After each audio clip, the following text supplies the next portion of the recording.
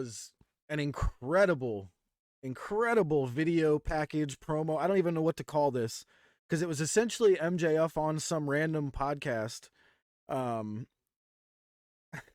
the Pardon My Take pod. It's a Barstool, I believe. I know. It's a huge podcast. I just wasn't trying to plug anybody. That's all. I guess so. I mean, So it was MJF it was the Barstool Sports podcast, right? Yeah, Pardon My Take. Yeah. And I think he even said, in his opinion, the greatest podcast in the world. And this was incredible. This interview he was doing, he was basically talking to the podcaster, but it felt like he was talking to us. This was amazing. You know, after the firm attacked me in a very cowardice fashion, doctors informed me that if I wanted to be 110% come full gear, I definitely shouldn't be traveling on the road. And to be frank, the only thing I'm worried about is that match at Full Gear against Jon Moxley. See, this is the most important match in my entire career. But what I don't think wrestling fans understand is this is also possibly the most important match in the history of our sport. Allow me to explain why. This could be the potential crowning of the next face of the next generation of professional wrestling. There are moments tonight, especially tonight, that you just let these wrestlers be real. I think it's hilarious to me that a winning formula that WWE inherited and started using. I mean, I'm sure maybe some of the territories might have used it.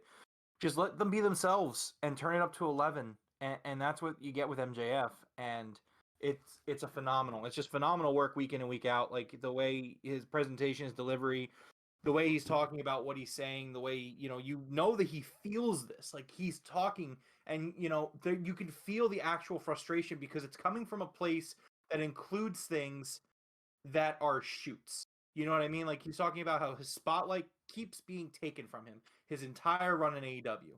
He talks about how the night he faced Moxley for the world title the last time at a pay-per-view, nobody talked about him because they talked about the scary bump that Matt Hardy took off of the giant post. And he just goes on, and then he's like, and finally I come back and I return, and this is my moment. This is finally my fucking moment. And everybody just wants to talk about CM Punk and the Elite, a fucking press conference. And you just feel it. If you don't get it, if you don't connect, like, I don't know if you should be watching pro wrestling, because like this is the we are at the mountaintop when it comes to MJF. I mean, obviously not in terms of the work he can do, but like this is it, man. Like this is why we do promos. This is why wrestlers do promos, is for moments like this. Like I'm just sitting here and I'm just absorbing it. This was excellent, and it's another week, and like it goes without saying that this man went on a fucking podcast and he cut a fucking generational promo on a podcast. He's not there in the crowd having the crowd, vibe it to make it special.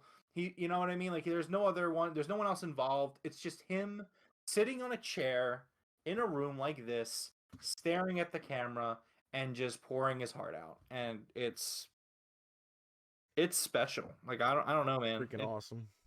Every once in a blue moon, really, we see people that lead the charge of a generation bring professional wrestling to new heights.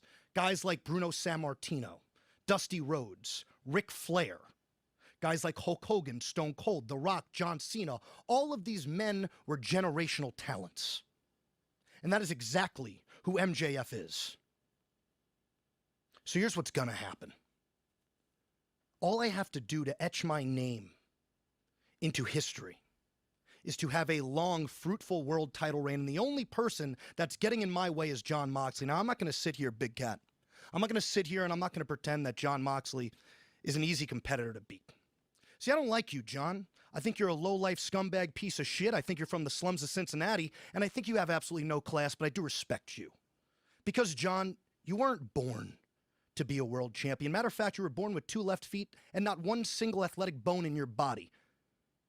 However, I respect you because you had to work your ass off to become the man that you are today. Blood, sweat, tears, sacrifices. You had to defy all the odds, doing 15-hour drives to wrestle in front of 15 people for $15. And you did it over and over and over again, honing your craft until eventually you did the damn near impossible, Jon Moxley. You became the best professional wrestler on God's green earth. But know this.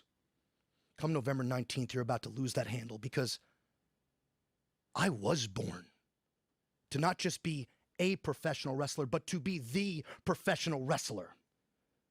I'm the guy who can come on the #1 sports podcast in the world, pardon my take. I'm the guy who can do movies, TV shows, commercials, talk shows, and I can wave the flag of the AEW brand, and hell, I can wave the flag of professional wrestling and bring pro wrestling back to where it belongs as something that everyone is talking about.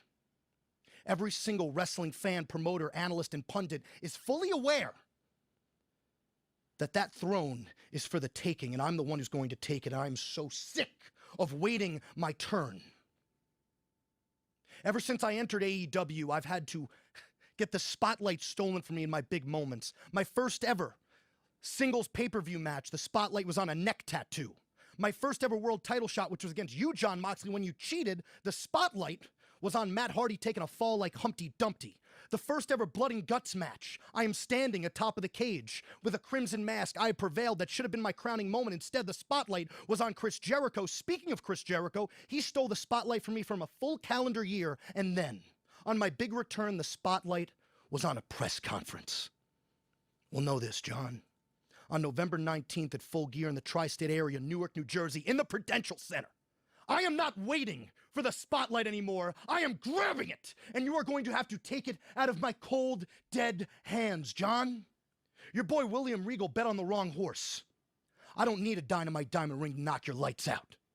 Because come Full Gear, the devil gets his due. And he makes a great point about every generation you have that guy who comes in and takes charge. You know, he talks with Bruno Sammartino and Hogan and Flair and, you know, Rock, Stone Cold, Cena. Like this is the kind of guy that MJF is. MJF is at that level. And I think we're seeing, you know, if there's the biggest positive that I would say that came out of the Brawl Out is you really have seen a lot of the younger guys step up and have that moment that Mox had, where it's like, I want to be the guy, and I make it known that I'm the fucking guy. You know, you see it with Ricky Starks, you see it with MJF. These guys, if Tony Khan is smart, which I do think he is, these are guys that you don't ever let leave AEW. This MJF, if I'm Tony Khan, sign him to like a 20-year contract. I don't care how dumb that sounds. When you get this TV rights deal situated, although I do really think he's already signed an extension, I would sign it again. I would extend him even further. Dude, he's incredible, man. I love the way he said basically every time he's had a good moment, the spotlight's been stolen from him. And if you think about it, he listed every time, and it's true. Like every time he's had one of his big moments, something happened and stole the spotlight, man. Yeah, and Jeff, I just want to kind of make it clear, like, because I really do feel this way. I think that we are going to be in the building for what is going to be a historic moment. All right, next up is